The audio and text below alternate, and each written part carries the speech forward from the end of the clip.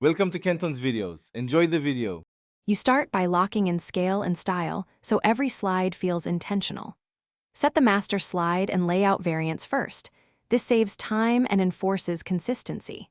Once done, pick 2 to 3 fonts and define sizes for title, subhead, and body to create visual hierarchy. Make a simple 3-color palette with one accent, then save it as the theme so colors apply uniformly. This step prevents redesign later and lets you focus on content rather than formatting.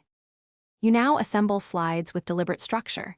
Enable guides and snap to grid so spacing is consistent. Use icons, simplified diagrams, or charts instead of dense bullet text to make ideas digestible. This helps viewers scan quickly.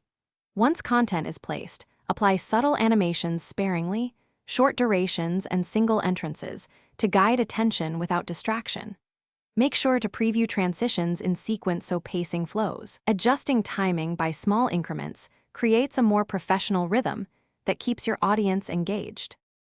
You finish by polishing contrast, spacing, and accessibility. Verify color contrast, alt text, and readable sizes in slideshow view. Once satisfied, export a PDF for print and an MP4 for sharing. Embed fonts or convert text to outlines to prevent substitution on other machines. If animations or media fail, make a safe mode copy.